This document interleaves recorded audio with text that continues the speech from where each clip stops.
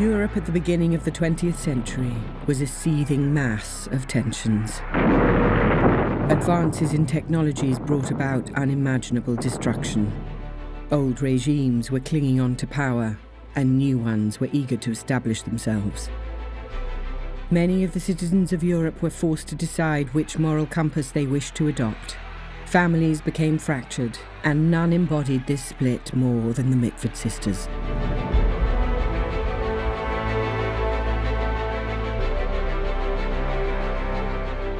I think the fact that there were 6 of them and that they were mainly homeschooled meant that they could spark off each other in a way that was in some ways very productive and in other ways quite damaging.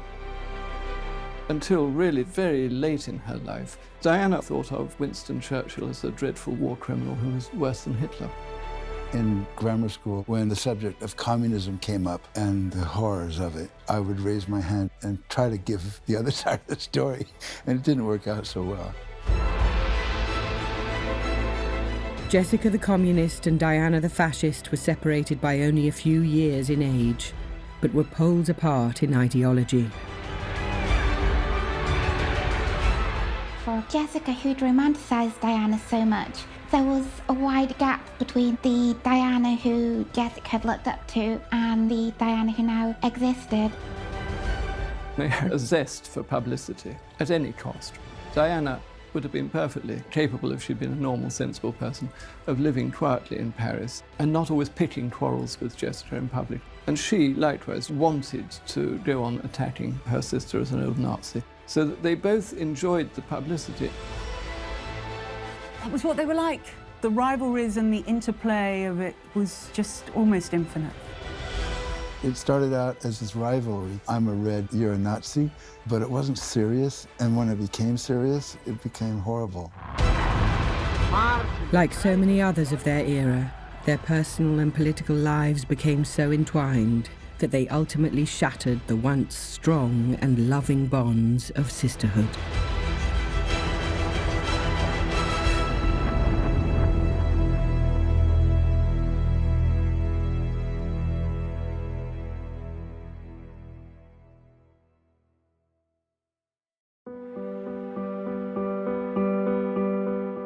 The Mitford sisters were perhaps the most famous siblings of 20th century Britain. Nancy, Pamela and Diana, Unity, Jessica and Deborah. Born between 1904 and 1920, the 6 aristocratic women were witty, eccentric, beautiful and ever controversial.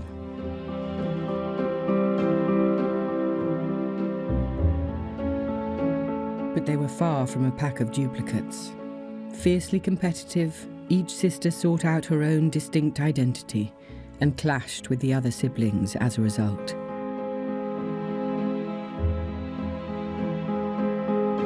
They were born into this rather remote house in the Oxfordshire countryside, and in a way I think that's the clue to the whole story, because they didn't, properly speaking, have any friends. They had one another, and life was a nursery game, even for the older ones, but certainly for the younger ones.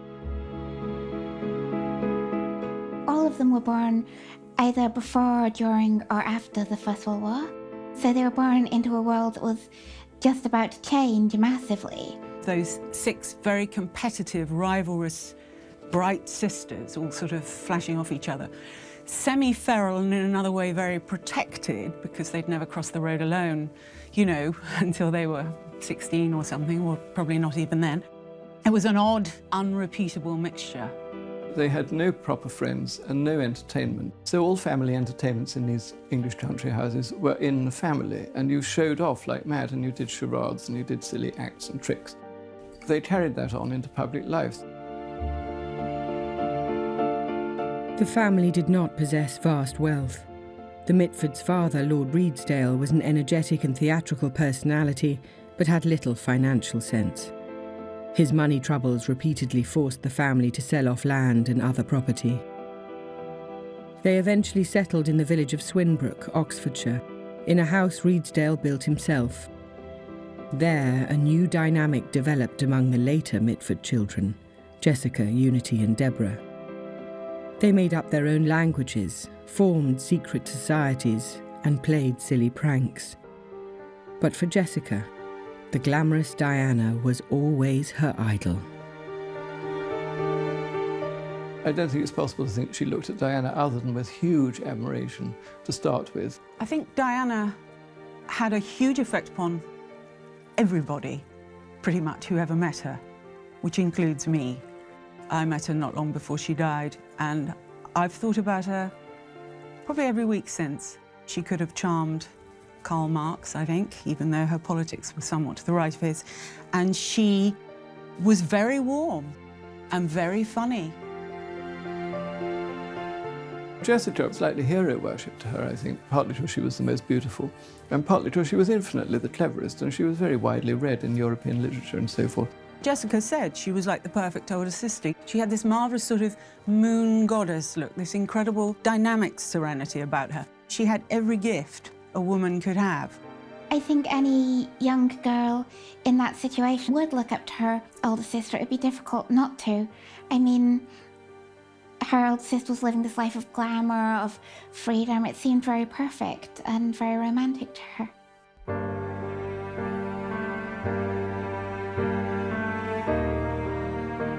Both Diana and Jessica were fiercely intelligent, but neither girl attended school. Instead, they were given free rein of the family's extensive library, and a governess was employed to educate them at home. They were educated in quite a piecemeal manner. Sometimes they had governesses, sometimes they didn't. Sometimes they were just allowed to roam free. They weren't taught properly. It was considered common to send girls to school, and anyway, they were very wild. They were incredibly intelligent girls, so being homeschooled influenced them according to their personalities, really, one might say. It wasn't quite as defining an element as I think we, with our possibly more conventional view of schooling, sort of now view it. This informal education was an early battleground for Jessica. She wanted to go to school like other children, but it was forbidden by her stern mother. This desire to go against family tradition was a pointer to greater rebellions to come. And she was not the only sister chafing against parental expectations. By 1928, Diana was 18 and bored. She longed to leave the drudgery of life at home.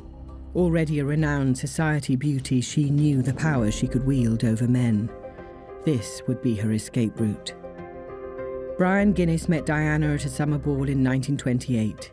He was far from the first to fall in love with her, but Guinness was tall, handsome, intelligent, and, as heir to the brewery giant that bore his family name, enormously wealthy.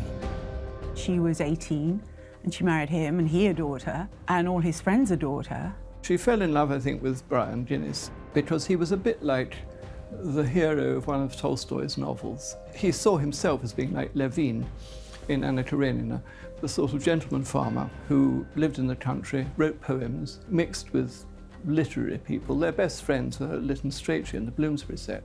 She believed that she was in love with him after she met him, but she married him very young. She'd not really seen much of the world. Despite the initial resistance of Diana's parents, who thought her too young, the couple's engagement was soon announced.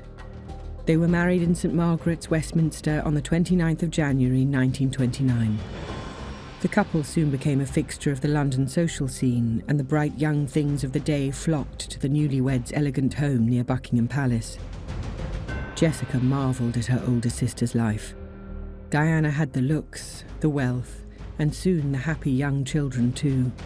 But it was, if anything, too perfect. She very quickly found him boring. His diaries are unintentionally comic masterpieces, because he would say, had dinner, Lytton Strachey, Winston Churchill dropped in for drinks afterwards. We also met Jean-Paul Sartre, and he would just put a bit boring at the end. So he had no interest at all in this stream of supposedly amusing people who were coming to see them.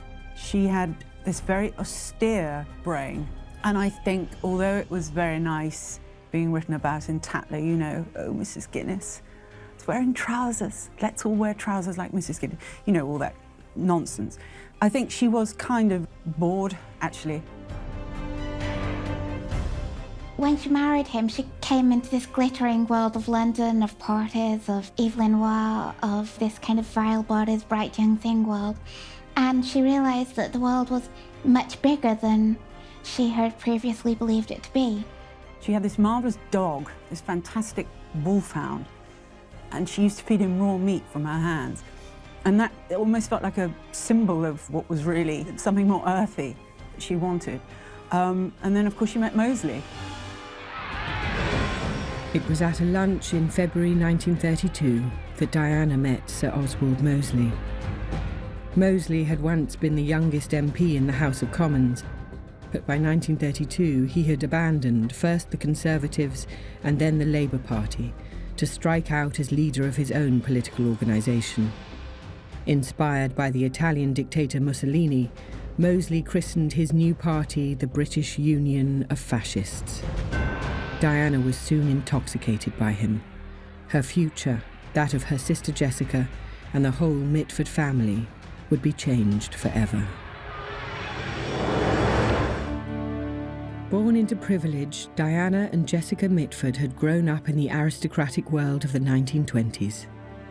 To the young Jessica, it must have seemed that Diana had struck gold when she married Brian Guinness in 1929. But this gilded life bored Diana, and in 1932, she began an affair with Oswald Moseley. Oswald Moseley had been the rising hope of the Labour Party. He was Chancellor of the Duchy of Lancaster in Ramsay MacDonald's cabinet, and he'd been a war hero, and he really believed in socialism as the answer for the dreadful poverty and social problems which faced Britain after the First World War. Obviously, he was a sort of power maniac as well, and one could say a very unpleasant individual. But I think his political ideas were perfectly genuine and idealistic. I think the thing about Moseley was he was sexy, not to us, but she definitely thought he was. He got through society women like nobody's business. He was a fantastic womanizer, and she was very beautiful, and she was extremely bored by her marriage. Diana, still only 22, was entranced by Moseley from their first meeting. He was handsome and charismatic, with a forceful personality, quite different to Diana's gentle, poetic husband, Brian. Within months, she would ask for a divorce. At the beginning of 1933, she left the luxurious family home she had built with the Guinness heir and moved into a run-down flat near Moseley in Belgravia. She said to me, I became very poor. This meant a slightly smaller house in Belgravia. But she did relatively, she gave up everything. She gave up a lovely husband, really lovely man, and she gave up her social position. She gave up an idyll, really. Diana used to say that if you've been married to a Guinness and then you stop being married to a Guinness, you always feel poor, however rich you are compared with the rest of the world. She said that she knew that the only way that it would end between them would be with one of them dying. She was literally swept off her feet by Oswald Moseley, and they had this passionate affair which caused great scandal and grief to everybody around them. She was determined to marry him. He was the one man in her life, as it were. She used to go to these terrible rallies, the infamous one at Olympia in 1934. She would just sit there. They'd have had a dinner party before, probably eaten, you know, asparagus and soufflés and things, and then she'd go and sit among these maniacs, hurling chairs and knuckle dusters and stuff. She must have, in some unfathomable way, liked it. If you look at people like the upper class and the upper middle class in Britain at the time, their natural sympathy, so horrified were they by communism, was to side with the fascists, if necessary. There was enormous unemployment. And when you saw the rise of Hitler, who appeared to have eliminated unemployment in 18 months, it was very hard not to think, here was a man who was capable of bringing to pass what Keynes had written about in his economic textbooks. The affair with Moseley did more than just stun the rest of the Mitford family. It also created a model for Diana's sisters to follow. Jessica too was attracted to strong personalities, and she would soon make her own escape from the stifling world of the aristocracy. Unlike Diana, however, it was left-wing politics that Jessica embraced. As a young girl, her thinking about the state of the nation was incredibly similar to Diana's. She was exercised by the terrible unemployment. She thought Britain was going to hell and nobody cared. All the same things that Diana had said, but it took her in the other direction. The whole development of what was going on in Spain, what was going on in Germany, what was going on in Italy, you couldn't sit back and be indifferent to it if you were a person of any sensitivity or intelligence. The 20th century was defined by these polarizing forces of communism on the one side, fascism on the other, and the sisters would become very subject to these forces. I think there are certain moments in political life. The English Civil War is one such, where one side of the family might be supporting Oliver Cromwell and the other the king. I think it's quite often the case that families divide in this way, and that people who are engaged intellectually in their own times are bound to feel strongly. She was completely sincere, but at the same time there is this element of posturing, because whatever they did, they were still who they were. And even when they got themselves into these terrible situations, they were still who they were, and they still had this absolute confidence of the upper class. Jessica's childhood idolization of Diana gave way to bitter opposition. She became an angry, rebellious teenager, defining herself against the extreme associations of not only Diana, but also her sister Unity. Jessica and Unity had been mischievous co-conspirators in childhood, as close as sisters can be. But in the 1930s, as Jessica explored socialist politics, Unity became obsessed with the Nazis. Their shared room at home was soon decked half in swastikas and half in communist banners. It started out as this rivalry. You know, I'm a red, you're a Nazi, but it wasn't serious. And when it became serious, it became horrible for my mother. Unity got in very deeply. She got in far too deep. Unity was out there, she had her flat, she was learning German. She kept going to a restaurant where Hitler had his lunch, and she just sat there waiting for him to call her over to the table. And she's like this breathless teenage crush.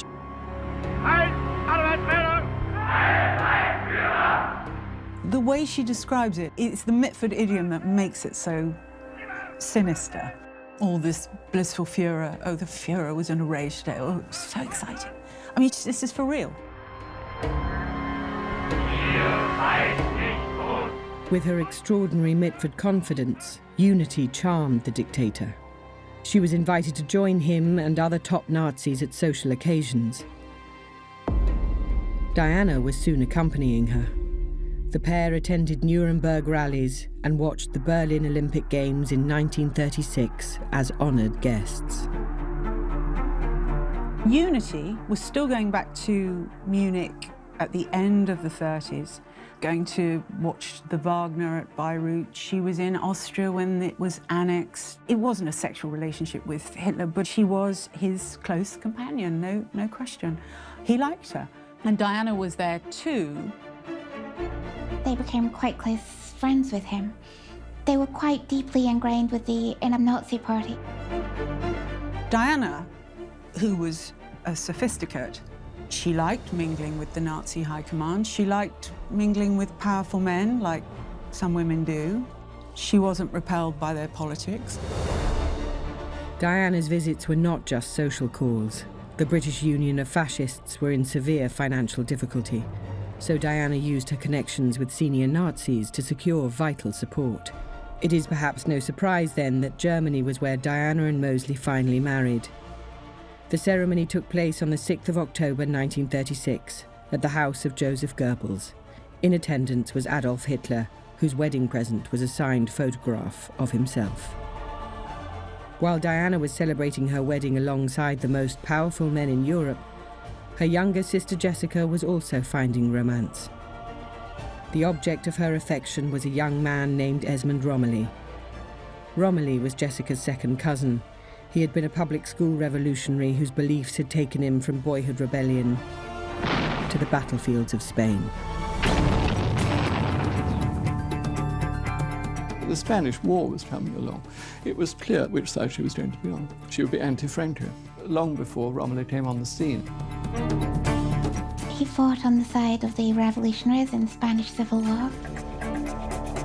They were quite idealistic. He kind of put his money where his mouth was in that sense, and he wrote a book about it. This was all before he was 20. And so obviously, to Jessica, he was an incredibly romantic figure. She was fired up by the cause that he embodied, and the two together was dynamite. On their first meeting, they were immediately captivated by one another. Jessica asked him to take her back with him to Spain. He agreed. They quickly hatched a plan to run away.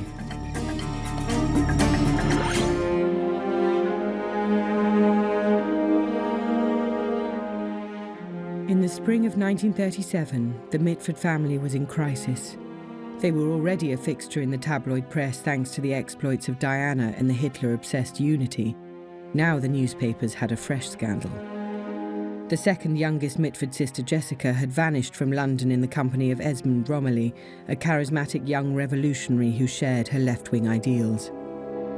For 2 weeks, neither friends nor family had any clue where she was, or even if she was alive. It was scandalous to a degree, but by that point, I mean, the Mitfords had had quite a lot of scandal. It's kind of almost what was expected. And Jessica had been saving up a kitty to run away since she was 12 years old. It was treated as rather a joke by the family, but she was very determined that she was going to run away, and she did. She was very bored by being a debutante. One has a certain sympathy, but what she did was also cruel. She pretended to her parents that she was going on a holiday with some friends. They were terribly excited, they thought it would cheer her up. They took her to Victoria Station, they gave her £10 spending money and waved her away, and her father never saw her again. And in his later life, Unity said to him, "Who would you most like to walk in through the door?" And he said, "Decker." He never really got over that. By the time the Mitfords discovered the truth, the young couple were far from England. They made their way to Bilbao. There, Romilly began work as a journalist reporting on the civil war still raging in Spain between government forces and those of the fascist General Franco.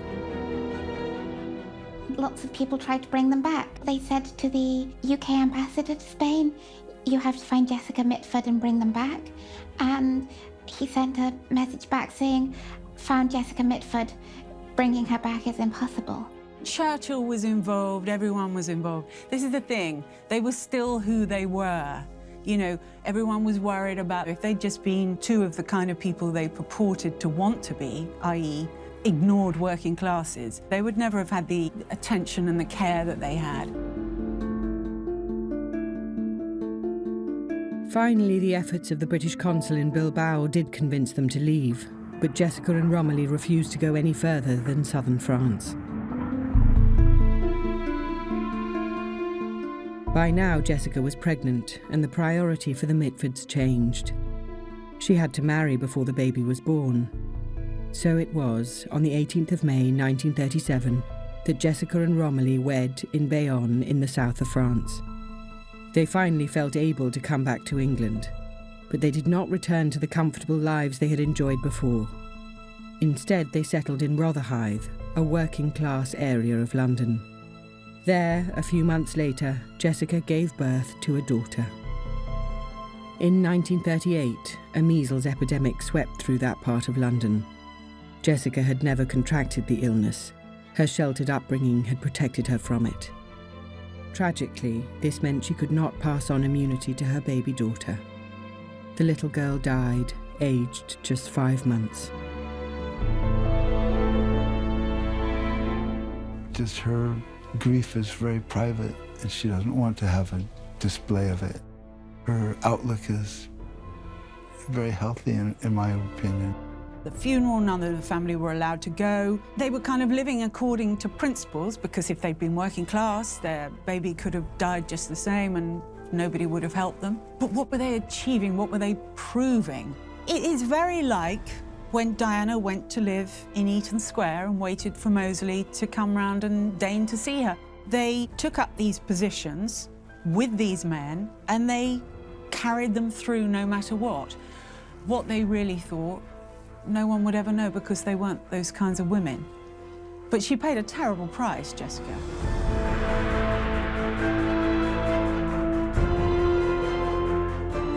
In their grief, Jessica and Romilly fled England once again. This time they headed for America. The Europe Jessica left behind was heading for war.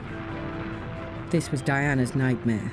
As late as July 1939, she was in Germany assuring Hitler that she and Moseley would continue to campaign for peace as long as that was possible.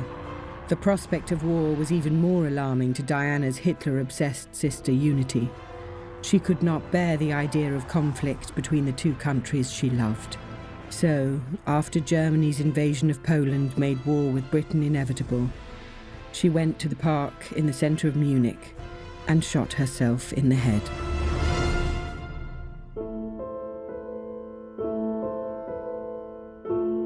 She didn't manage to kill herself. The bullet lodged in her brain and they couldn't remove it. And her parents went through this whole thing again of not knowing where she was, not knowing what had happened. Eventually she was transported back to England, a very diminished person. And that was a tragedy for my mother. They were just such tight friends. And then when Unity became a fascist, it's like my best friend just became a fascist. How horrible, but I still love her. She was very mentally fragile. She shot herself. There were many things that showed her mental fragility.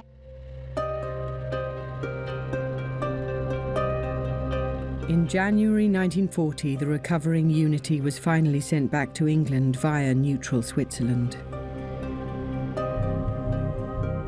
She had little understanding of what had happened to her, or why the British people now hated her so. The bullet lodged in her brain had reduced Unity to a state of permanent childhood. But she was not the only Mitford sister despised by the public. Diana, wife to the leader of the British Union of Fascists, was viewed with open suspicion. Many feared a German invasion would see her husband installed as Britain's puppet ruler. He was adamantly patriotic and said, I don't want this war, but I will always fight for my country. Nevertheless, under wartime regulations, he was arrested and sent to jail. And in June of 1940, Diana was also arrested. They were never charged with anything because they were remand prisoners under this regulation called 18B, which suspended habeas corpus for the duration of the war. And so they could wear their own clothes, but they were both taken off to prisons in London. And they were separate for 3 years, and in the last year, they were together at Holloway Prison. She was kept in until November 1943. No trial, so therefore no knowledge of how long she would be in there for. I mean, this was wartime internment. Nevertheless, she was kept in far, far longer than any other fascist women who had children. She was made an example of. Absolutely no question. That created this tremendous bond, that here were these two people who'd been, as she considered, unjustly imprisoned. And so that it was the Moseley's contra mundum after that. Conditions in prison were terrible for Diana, but the experience bonded her even more tightly to her husband. Reviled by the rest of the world, perhaps for the first time, Diana had the womanizing Sir Oswald entirely to herself. In America, Jessica fully supported her sister's incarceration. Her one-time adoration of Diana had by now transformed into an equally strong hatred. I think there was a wide gap between the Diana who Jessica had looked up to and the Diana who now existed. Really, it was Unity who should have taken the brunt of Jessica's fullest rage, but in some ways she blamed Diana for sort of sending Unity down that path in the first place. Diana was in Holloway, but she was still Diana, she was still gorgeous, she was still compelling. So she took the full force of Jessica's rage, and Jessica sort of seemed to blame her kind of single-handedly for the war, which was insane, but maybe understandable. Unity was very vulnerable, and I think the family believed that she needed to be looked after. Perhaps her illness diminished her responsibility to an extent where Diana was totally compos mentis and went along with it anyway.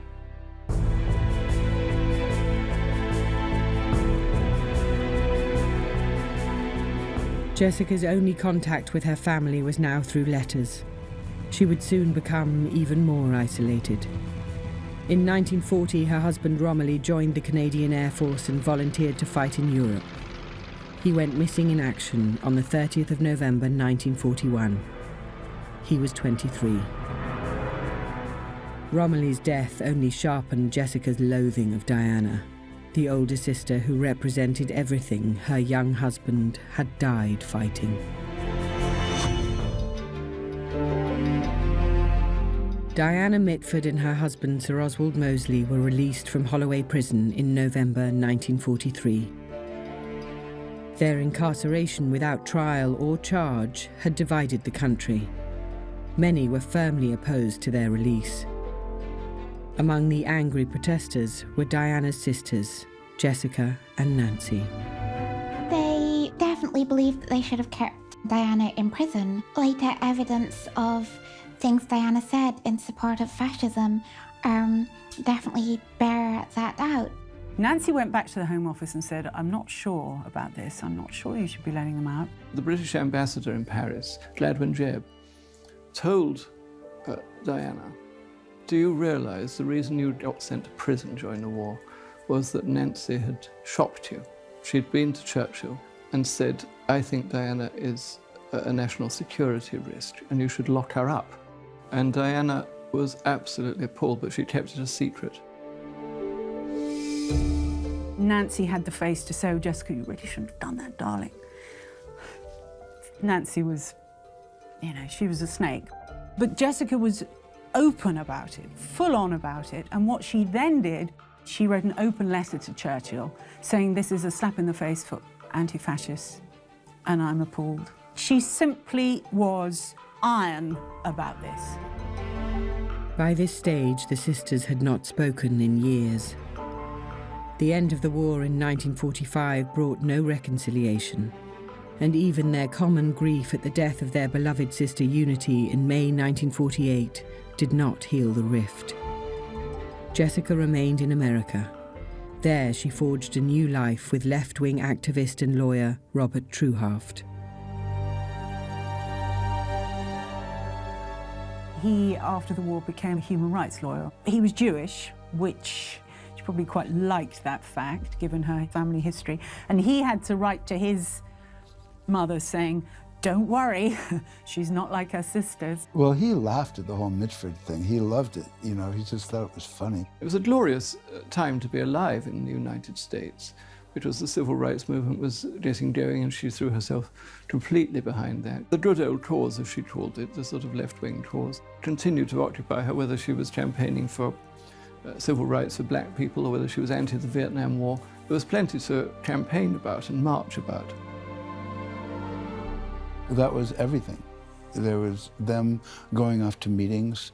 That was them, living in integrated neighborhoods. That was my father with his Harvard law degree, making so little money that he wrote in a letter of apology to the alumni saying he's really sorry that he's brought the average down quite a bit because everybody else was making, $100,000 a year and he was making 10 or 20,000, defending black defendants because this is what the Communist Party was doing, fighting against police brutality against blacks and against police brutality against communists. Her politics mellowed to being a Democrat, really. But she took up the causes of her husband. She became active in civil rights, and then she became a campaigning journalist and writer. Her left-wing politics drew unwanted attention. It was the era of McCarthyism in America. Public paranoia about Reds was growing.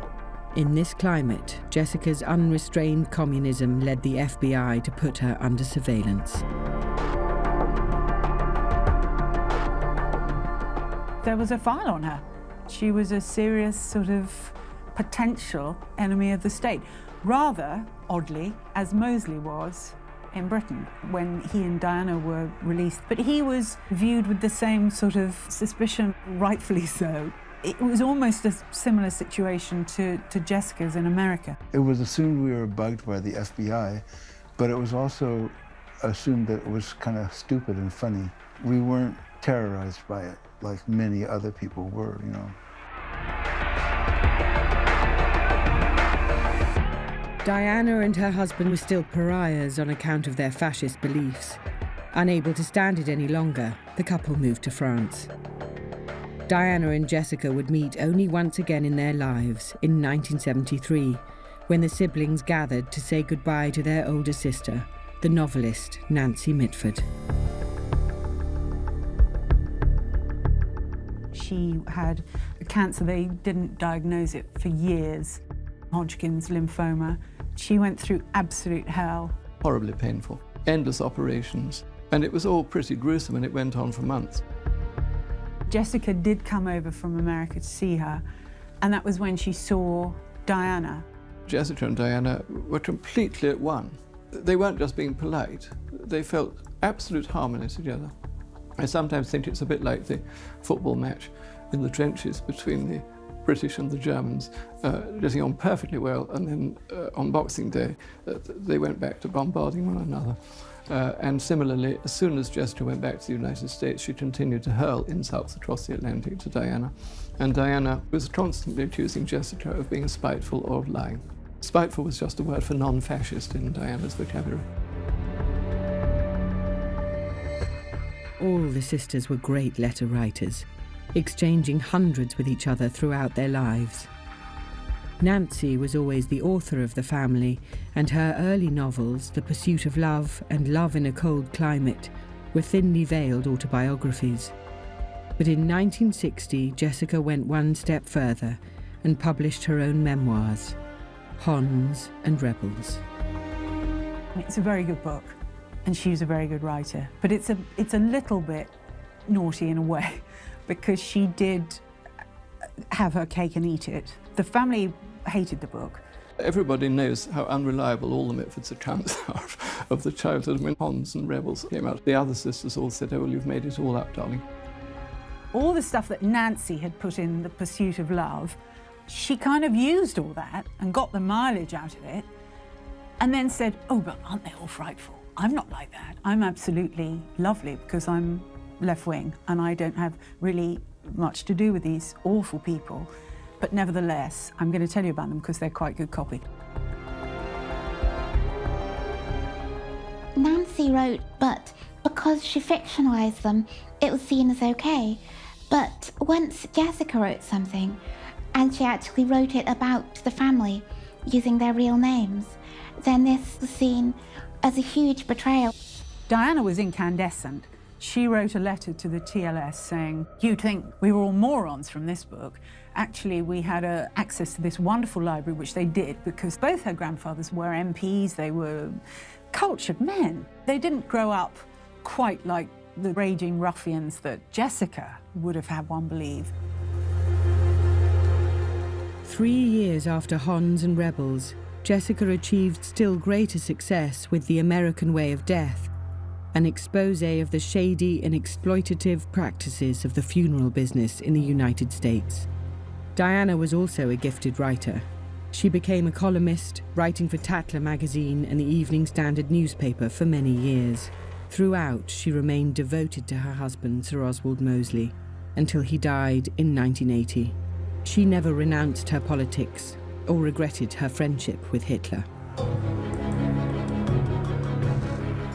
I am sympathetic to the idea that one can fall for a big idea and then not realise how deep one has got in, and I think that's what happened to her.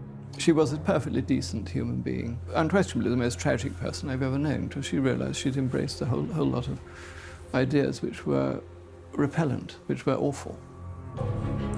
She wasn't a fool, but I think she found it hard to confront her earlier self. From my point of view, that's not forgivable. I mean, if she'd held her hands up later in life, at any stage in her life, and said, I am so sorry, I believe that, I'm so sorry I followed him, then that would have been forgivable. What I think was always interesting with her, because of this sort of double-edged approach to life, on the one hand, the reasonable, kind, sweet, clever Diana realised that it was deplorable what she'd done as a young woman. On the other, she'd never quite admit it. In old age, she used to say, what we were all struggling for and fighting for was what we've now achieved, which is a united, peaceful Europe with Germany at the top. Jessica, too, never abandoned her faith in communism. She continued to live in America until she died from lung cancer in 1996, a wealthy woman after her writing success. She was 78. The once adored but later reviled Diana outlived Jessica by 7 years. She died in 2003, shortly after her 93rd birthday. Throughout their lives and since, they have been the subjects of tabloid speculation, of thinly veiled fictions, and of countless biographies. Yet the allure of these Mitford sisters endures. People at my school knew about it, and so Mitford became sort of a thing suddenly, but I kind of ignored it.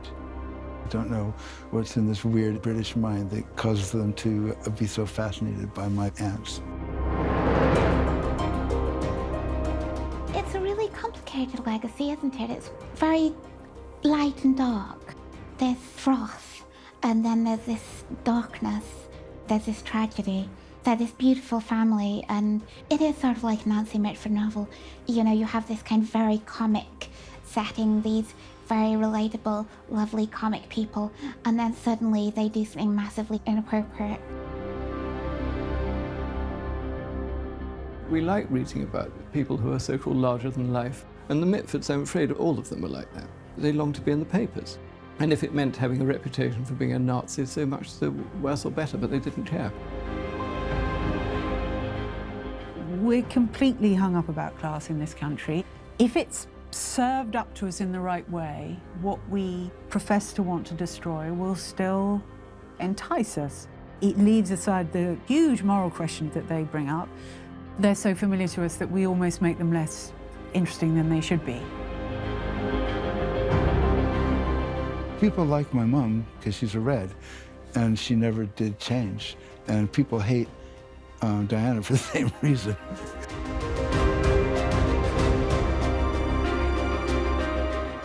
They were extraordinary women living in extraordinary times, but their appeal rests not on their achievements alone, nor on the monumental events they witnessed.